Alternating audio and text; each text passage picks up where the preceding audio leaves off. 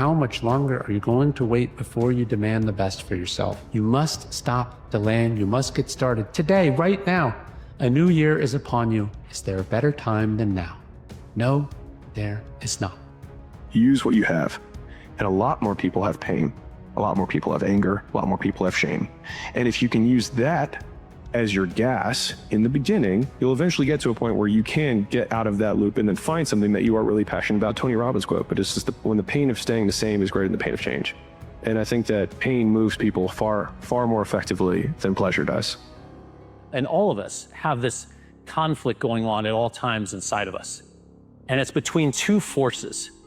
And the first force is your survival instinct that's been with us for thousands, if not tens of thousands of years. Wants this inject into you fear and doubt and worry and anxiety. It wants you to fight or flight. And that's kind of your voice of fear and your inner critic. And that's really loud. That voice is in your mind all the time.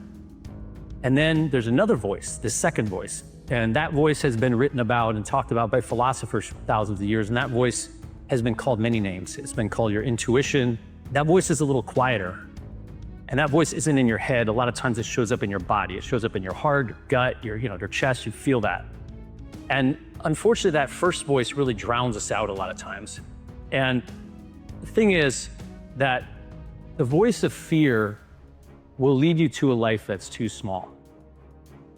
And you know this. You already know this. And the way that you know this is you feel this. You feel this conflict, this dissonance and tension when you're in that position, when you're doing something that's too small. If you want to reach full power in this one life of yours, it's in the second voice. It's in the voice that's the real you. We create what we focus on. Where focus goes, the energy flows, but most people are focusing on what they have to do, not what they can do. They're focusing on what is versus what they're here to create. What makes you a leader is you see things as they are, but then you see it better than it is, and you make it the way you see it. You come up with that vision and you make it happen. Your journey might not have started with all the answers laid out on a silver platter. You might have stumbled at the start, but those missteps don't define you. Instead, they forged you into someone deserving of creating profound change in your life. Right now, you hold the power to change your future. Don't wait for the perfect time or circumstance. Believe in yourself. I believe in you too. A human being has to have a sense of purpose. The feeling of no purpose is suicidal. So what people do is they create a false sense of purpose. The false sense of purpose will be attention. If I get so much attention from people and so much recognition, then I'm fulfilled. But then you can never realize that. You can never get enough attention. As an individual, you had a purpose in life. You had something you were meant to achieve because you have a unique DNA, unique genetics, and unique parents, a unique experience. Something about you is truly original and weird. And to the degree that you mine that weirdness and your uniqueness, you can become fulfilled. You can create something beautiful and lasting. You do realize that this could be the year that you change your life. You just log in. Me and you both know you didn't stick to the script last year, but it's okay though, because this year we're going for everything that we lost and more. We ain't hearing the excuses no more. Your future is tied to that. You're the only one that can make it right, but you're also the only person that can mess it up. Lock in and change your life, like your life depends on it, because it do. Desire to me is a contract that you make with yourself to be unhappy until you get what you want. So when I'm unhappy about something, I look for what is the underlying desire that I have that's not being fulfilled. It's okay to have desires. You're a biological creature. You're put on this earth. You have to do something. You have to have desires. You have a mission. But don't have too many. Don't pick them up unconsciously. Don't pick them up randomly. Don't have thousands of them. Pick your one overwhelming desire, and it's okay to suffer over that one. But on all the others, you want to let them go so you can be calm and peaceful and relaxed. Fear is not real. The only place that fear can exist is in our thoughts of the future. It is a product of our imagination, causing us to fear things that do not at present and may not ever exist. Nobody is coming to save you. Nobody is going to come save you. There'll be people that'll help you. There'll be people in your path that give you counsel, give you advice, but there's nobody that's going to come save you. The brilliance of life is you're going to have to figure it out on your own. You're going to have to learn the hard lessons. You're going to have your heart broken. You're going to have to lose money. You're going to have the sickness and the illness. You're going to have these experiences to really callous yourself in life and learn how to get done on your own, because there's nobody that's going to come save you. And really ask yourself that question. What is it essentially that you are looking for living this life? Regardless of how old you are right now, how much of where you want to go did you achieve already? And also, are you actually still finding yourself on the way to wherever you wanted to go? So first of all, before we even know which future direction you would like to go towards, number one is we need to know, where are we actually standing right now? Only fail because they get caught up into what winning was. You're supposed to fail at some point in time. You're supposed to get knocked down a couple times. You're supposed to lose. That's how you learn. Perfection is only a word because imperfection was discovered. You can't be perfect without knowing what imperfect is. You have to experience imperfection at some point to go, now I'm perfect. I think when you feel stuck or dissatisfied in your life, it's a signal. And it's not a signal that your life is broken. It's a signal that one of your most basic needs are not being met. Your need for exploration. Everything about your life, about your body grows. Your cells regenerate, your hair, your nails, everything grows for your entire life. And your soul needs exploration and growth. And the only way you'll get it is by forcing yourself to be uncomfortable. So get out of your head. Your feelings are screwing you. I don't care how you feel. I care about what you want. And if you listen to how you feel when it comes to what you want, you will not get it.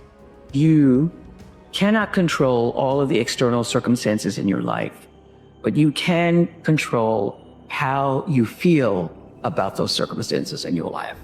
And once you recognize that taking control of your emotions and not allowing your emotions to control you, taking the wheel, allows you to be the master of your fate. The year's almost over. It's been a tough year, right? But we're not going to talk about that right now. This is for making it through this tough year. There's been a lot of good and bad, but I'm happy that you've made it this far and that you're still here. Thank you for hanging in there, and I'm proud of you for staying strong. Imagine you're on your deathbed, and standing around your deathbed are the ghosts representing your unfulfilled potential, the ghost of the ideas you never acted on, the ghost of the talents you didn't use. And they're standing around your bed, angry, disappointed, and upset. They say, we came to you because you could have brought us to life, they say. And now we have to go to the grave together. So I ask you today, how many ghosts are going to be around your bed when your time comes? Be grateful for the problems that you have, because I believe they're specifically designed for you, your growth, your development, and the things that you need to possess as an individual in order to grow and become the individual that you're destined to become. So the set of problems I got, they specifically designed for it. So here's the thing about becoming the better version of yourself. In order to become the better version of yourself, you literally have to kill off your original version. Because if it lingers around, it's going to find you again. And that's the thing people don't understand. They're like, I'm looking for the better version of myself. But in order to have the better version of yourself, you have to have a funeral for your old version. So get back up. Make the most of this life you have. You're here. You're here now. The time is always now. Take responsibility for your actions. Apologize when you're wrong, and acknowledge how you treat others when you're anxious, angry, or upset. Regardless of what happens in life, you still have control over how you respond. Everything you say and do is a choice. Blaming others is easy. Show a little patience Because the only thing you have control over is yourself. It's a feeling you have that you know something about yourself nobody else does. The picture you have in your mind of what you're about will come true. It's kind of a thing you kind of have to keep to your own self because it's a fragile feeling and you put it out there, somebody will kill it. So it's best to keep that all inside. Ask yourself, what do you really want? What do you really want? I mean, down inside, if you could have anything you want, what do you really want? Let your mind take off. You're a creative being. There's nothing on the planet that's like you. The only way to handle danger is to face it. If you start getting frightened of it, then you make it worse. Because you project onto it all kinds of bogeys and threats which don't exist in it at all. The rule for all terrors is head straight into them. When you are sailing in a storm, you don't let a wave hit your boat on the side. You go bow into the wave and ride it. So in the same way, old folklore says, this is an old wives' tale with a lot of truth in it. Whenever you meet a ghost, don't run away.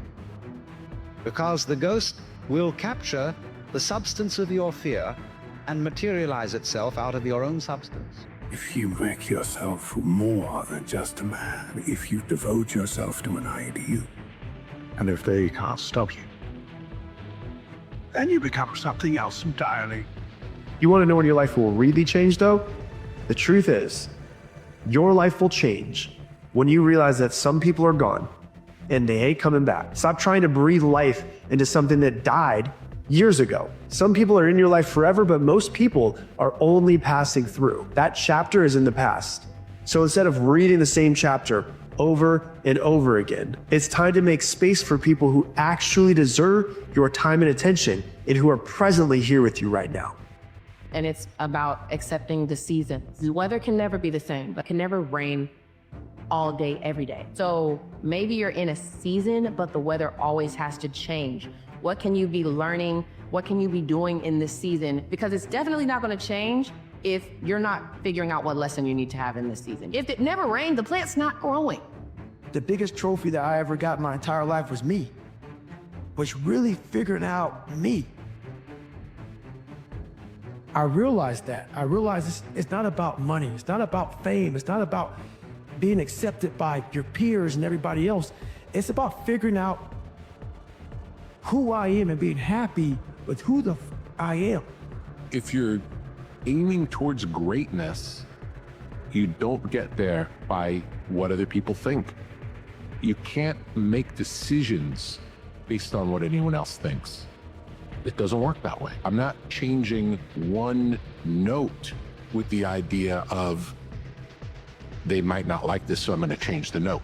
Never, ever, ever. Not one note, not one word. Someone's out there dying and you can't even wake up when your alarm goes off in the morning. Someone's out there dying and you can't even treat yourself well enough to eat healthy food. Someone wishes they had more time and you can't even get to the gym and move the body that you're so grateful to have. How far into a hole of entitlement do we have to go to learn that our lives should not be reactive? How about we stop treating ourselves well only in response to treating ourselves poorly? How about we stop hiding from our own capability just to preserve a little bit more comfort? One day, that person dying is gonna be you.